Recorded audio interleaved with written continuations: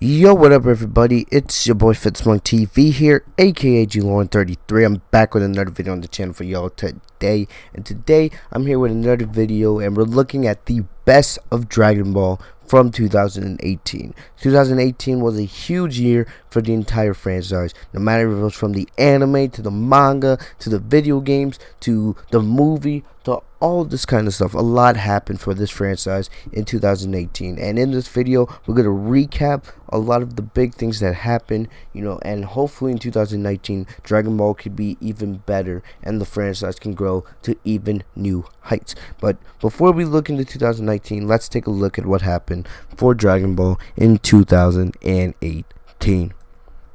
So starting off with the first couple months of the year, we had the climax to determine the power. Remember, we learned around December that they were planning to end the Dragon Ball Super anime in April so they could focus on the Dragon Ball Super movie. And in those 4 months, we saw some of the craziest battles we've ever seen in Dragon Ball. Remember, it was from Goku versus Kefla, to Vegeta versus Toppo, to UI Goku versus Jiren, etc., etc., etc. We got to see Goku go from Ultra Instinct Omen, the fully mastering Ultra Instinct, reaching the realm of the gods with probably the most OP form we've ever seen in Dragon Ball. We've seen Jiren and his ever-growing, non-stopping power, and how he was this close to winning Determinate Power by himself. We got to see Khalifa, we got to see Kale, aka female Broly, we got to see Kefla. It was nice to see a female get to shine in Dragon Ball, something we haven't seen since the early days of Dragon Ball Z with Android 18. We got to see Vegeta reach new heights with his new form, Super Saiyan Blue Evolution, and we got to see a lot of fun action. We also got to see Dragon Ball Heroes, especially they started off in the second half of the year with their promotional anime for the game, and we got to see the Prison Planet arc. We got to see Super Saiyan 4 return to the anime for the first time in like 20 years since GT, and it was nice to see.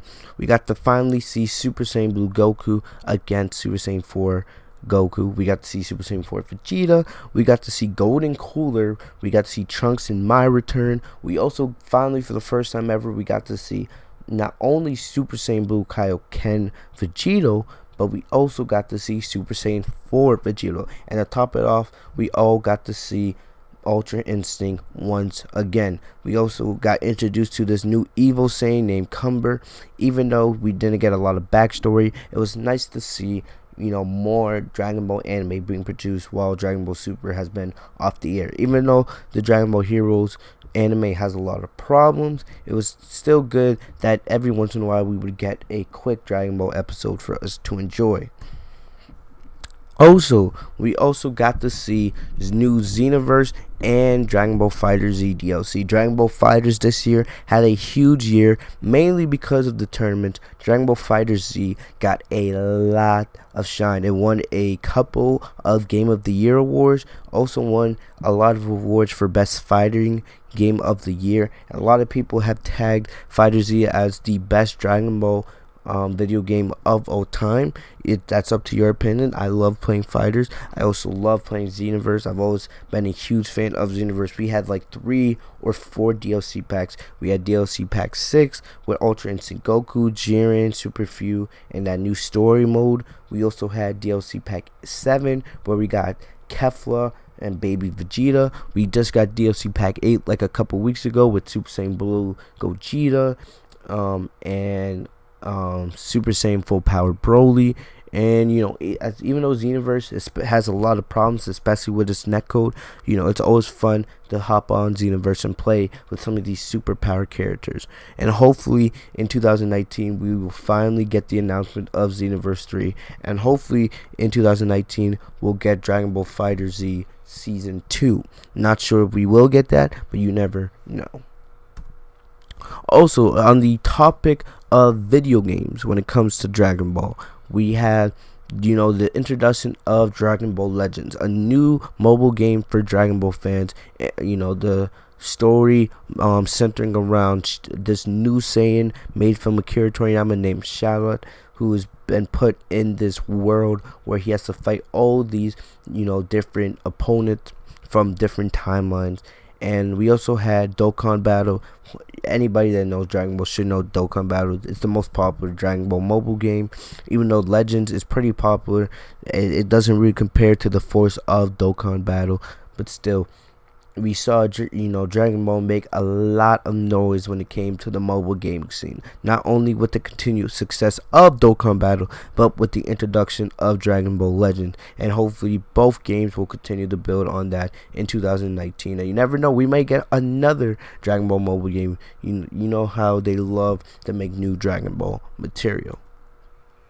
One of the biggest things, alright, and also maybe one of the most underrated things of the year for Dragon Ball was the Macys Thanksgiving Day Parade. It's a huge parade they do in Times Square every single year. It's on TV, and this year, for the first time ever, we got a Super Saiyan Blue Goku balloon. Alright, this was the first time any Dragon Ball character was given a balloon in the parade, and it built hype for the movie, which we'll be talking about in just a little bit.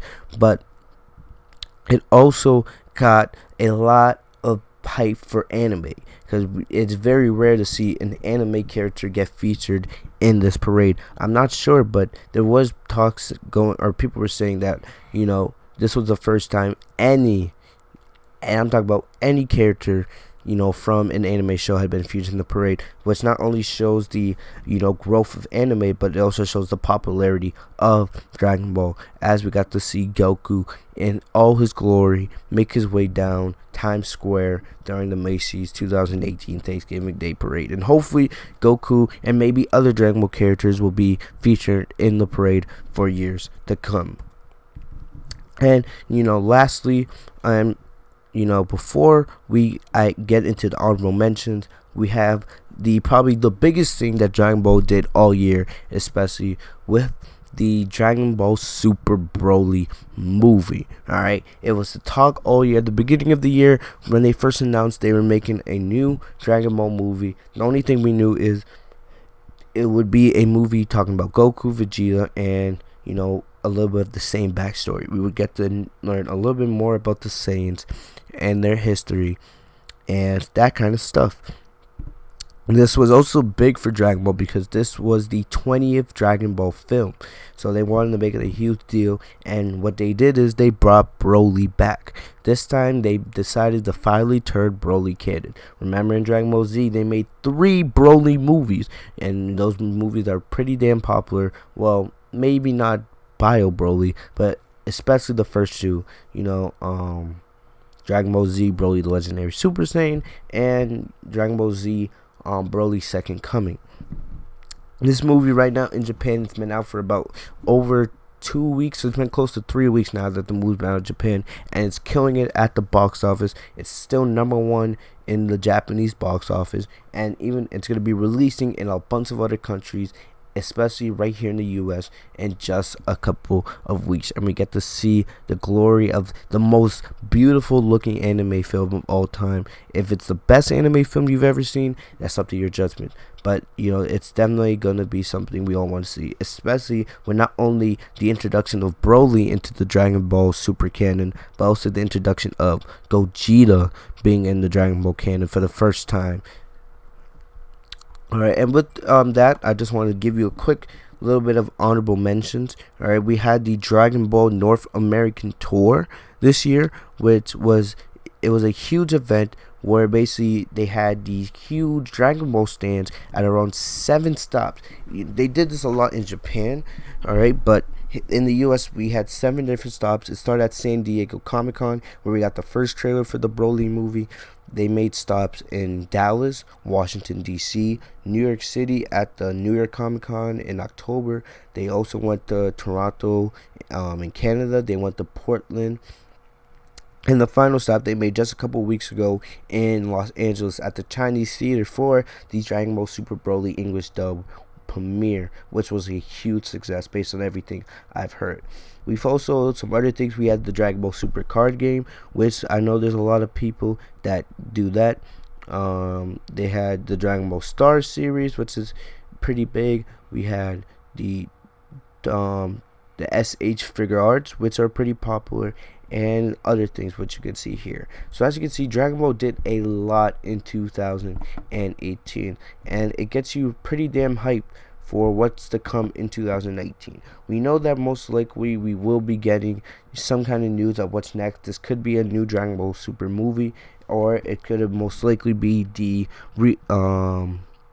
reintroduction of Dragon Ball Super to TV. Alright, Dragon Ball Super will most likely be making its TV return sometime in 2018, most likely in July. The earliest could be April, but you guys want to make sure you're subscribed to my channel, so once that news comes out, I will bring it to you as fast as possible. Other than that, it's been a big year for Dragon Ball, a successful year for Dragon Ball. I can't wait to see what they have planned for 2019. Other than that, that's about all I got for you guys today. In the comment section, let me guys know what was the best thing that you guys thought Dragon Ball did this year. It could have been from the movie, it could have been from the game. You know, it could be something that I didn't put in this PowerPoint.